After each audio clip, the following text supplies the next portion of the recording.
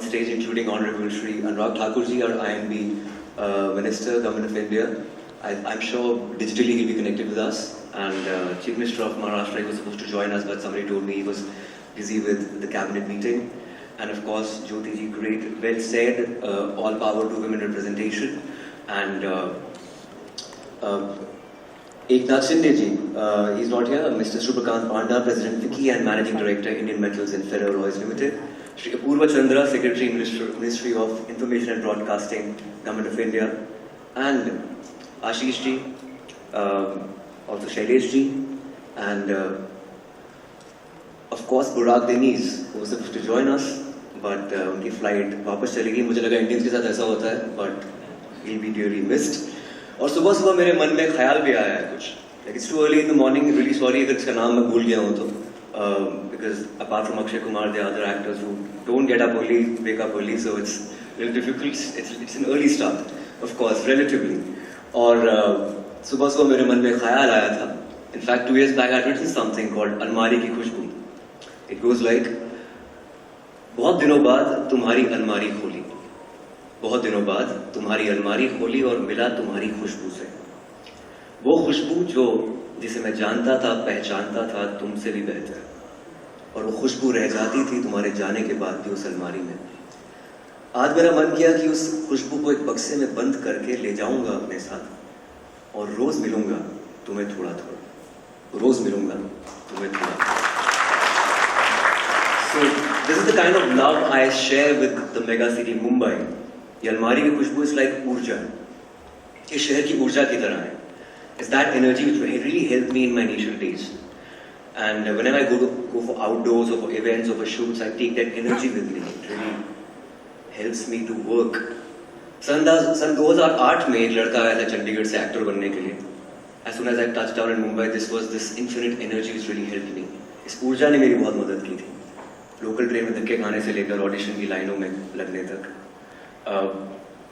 I'm really glad that the city has accepted me. Thank you Mumbai for being really democratic with talents and passions. And today I stand in front of you as an opinion leader, as a bona fide opinion leader amongst these esteemed dignitaries. ये शहर मेरा है मुंबई, और इस शहर ने बहुत कुछ सिखाया है. It's like a give and take relationship between Mumbai and me. और ये मेरी कर्मभूमि है, और ये वो कर्मभूमि है जिसे भारतवर्ष की कहानियों को वो अंतर्राष्ट्रीय स्तर पर लेकर गई है और हिंदुस्तान का नाम रोशन किया है. 10 years back, I had gone to this place called Madumalai Wildlife Sanctuary. It's at the tri-junction of Kerala, Karnataka and Tamil Nadu. And I witnessed firsthand the relationship between man and animal. I never thought in 2023 that relationship would be told worldwide and it'll give us an Oscar. कहानी का सार ये है कि जितना अपनी जड़ों से जुड़ेंगे उतना ही आगे जाएंगे. The more local we go, more global we reach, as they say. Our film industry is at the cusp of global greatness, and I'm fortunate to be living at this time where the world has become a creative melting pot of culture. India is being looked at as a creative juggernaut, and our industry is being welcomed globally. I thank you again for inviting me to this event, prestigious event. I will always aspire to contribute in the world of cinema through my craft and the choices I make, to the stories I tell. Thank you so much. Suprabhat.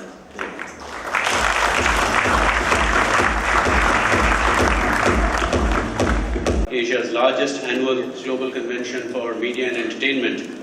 Very far away from my industry, but I'm here in my capacity as President FICCI, and this is certainly one of our premier events, and I absolutely had to be here. So over the years, Frames has gone on to become the definitive event in this sector, and indeed a platform for all stakeholders to get together and discuss the challenges and opportunities. And as the Indian media and entertainment industry undergoes a digital revolution, this is indeed a pivotal moment in time, and as I said, I'm delighted to be here with all of you. If I were to talk about the industry, of course, you're all from the industry and stalwarts and are fully aware, but if I were to just go through some of the data points, it's clearly on an upward trajectory, growing at a CAGR of 10.5% over the last several years. leading to projected revenues of 2.86 trillion rupees by 2025. And in 22-23, the year just gone by, despite all the challenges, it grew at an above average rate of 11.4%, which speaks volumes of the industry's resilience and its potential to create new opportunities in a rapidly evolving landscape.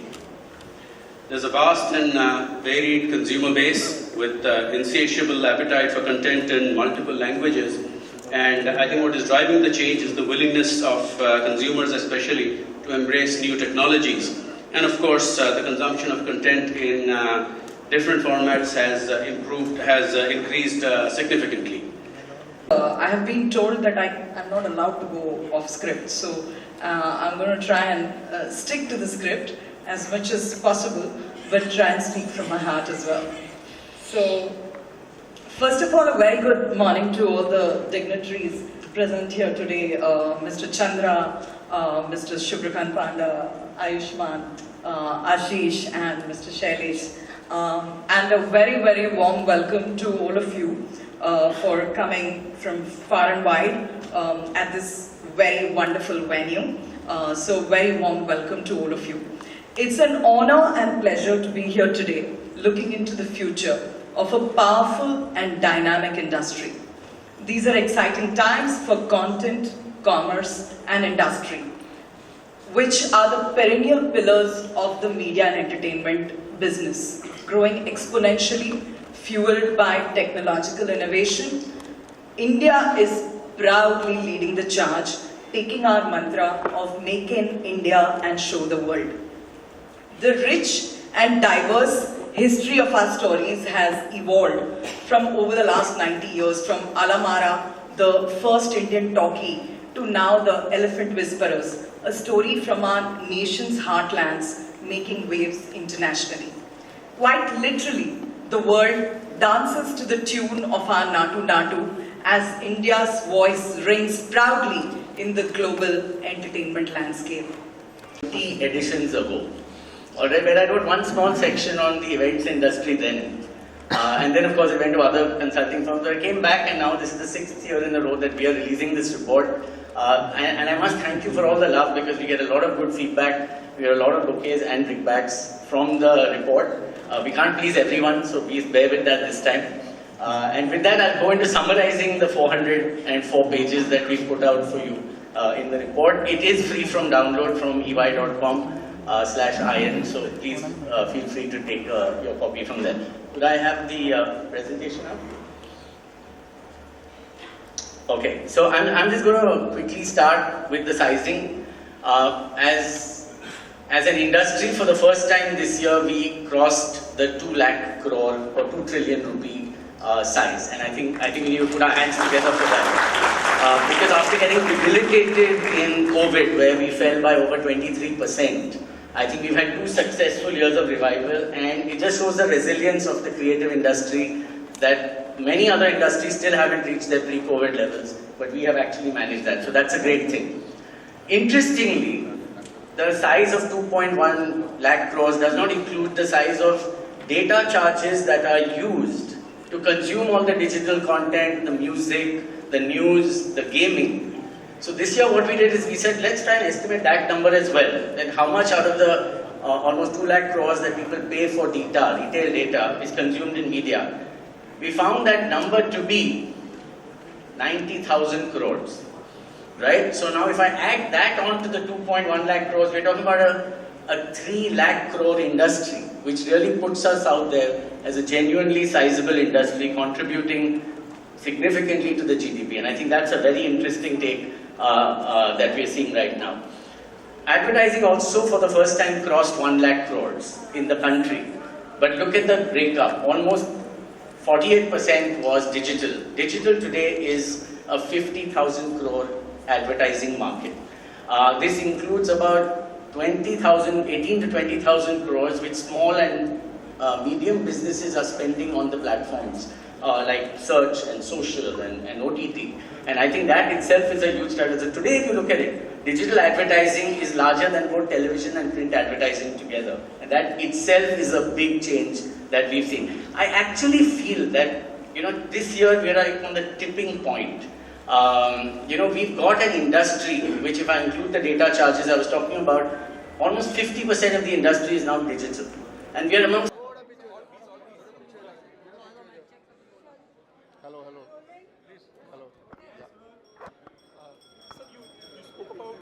the general challenges before the sector and how it is growing. So how is the government going to play the facilitator's role, sir, and regulate less? Today आज जो है EY की report को release किया गया, जिसमें ये दिखाई दिया कि वर्ष 2022 में मीडिया एंटरटेनमेंट सेक्टर भारत का 2 लाख करोड़ का टर्नओवर क्रॉस कर गया है।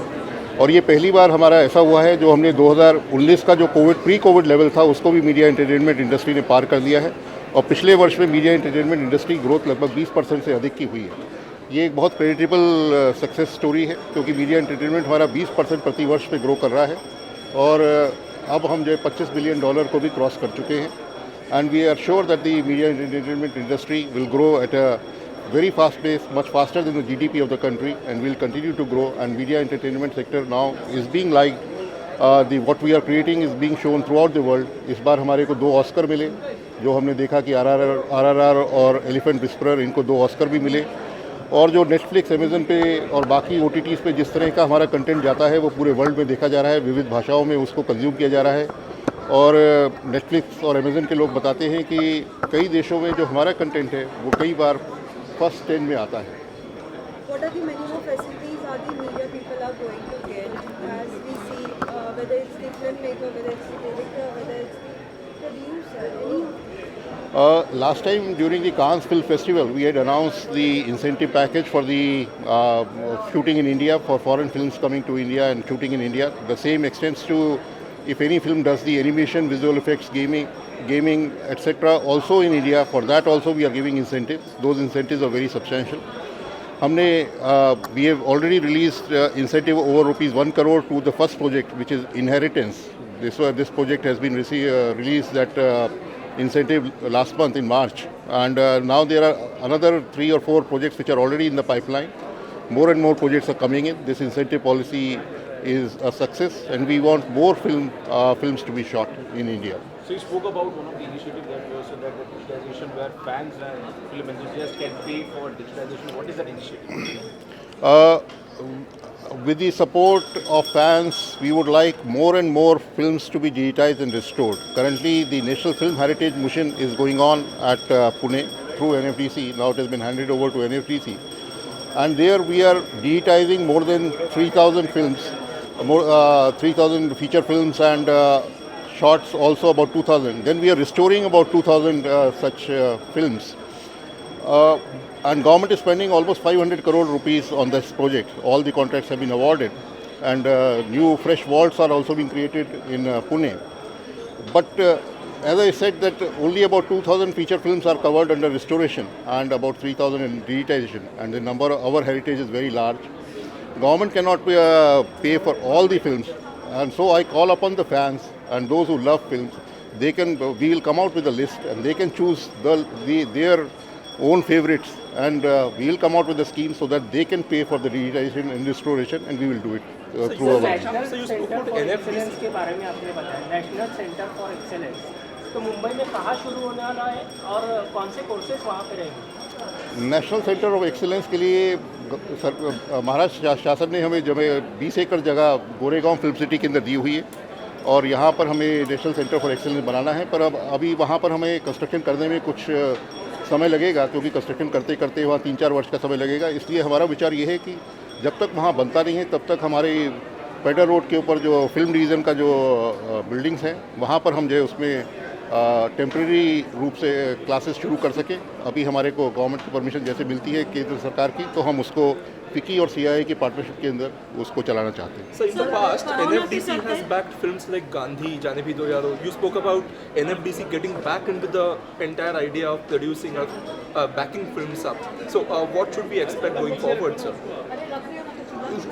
The NFDC was producing major films in the past. Of course, now NFDC is a co-producer of the film Mujib with government of Bangladesh. That film is almost ready. That is on the life of Mujibur Rahman, who is the father of Bangladesh, and that film is going to be released during this year. Apart from that, NFDC has budget to support small film producers. We are not into the large film game, and those who don't get really the opportunity to produce films on a larger scale, and because there are so many film producers and so much of talent in the country who would like to produce films, so we want to give them opportunity.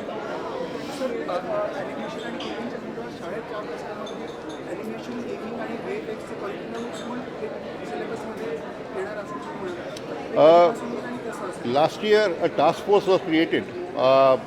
As announced by the Honorable Finance Minister in the budget of 2022, the task force has submitted reports to the government.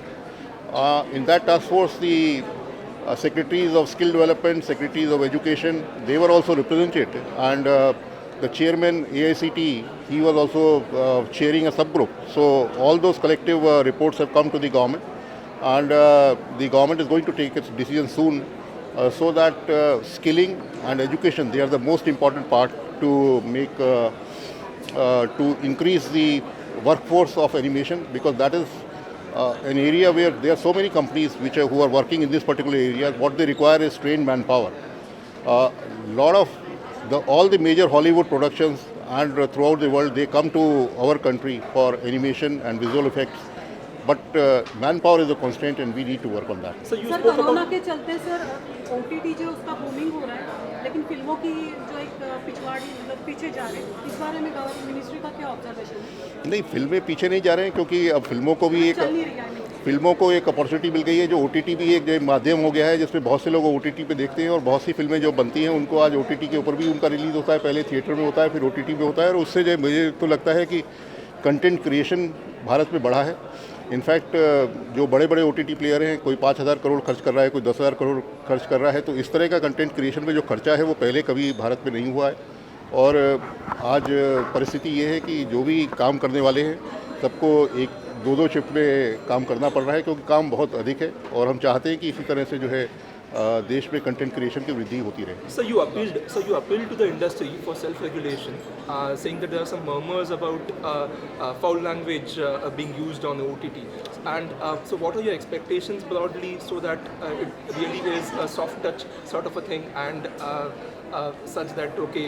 I was referring to a case which recently happened in Delhi, in the High Court also commented on that, and then we had to take that up. But it is a self-regulatory mechanism, and as I also mentioned in my speech that most of the industry is doing very well, and we have received, अभी तक हमारे पास केवल एक ही complaint आई है आज तक, जो we have received only one complaint in the ministry, and rest everything is being tackled with the self-regulatory first stage or the second stage. Sir smoothly running. Thank you.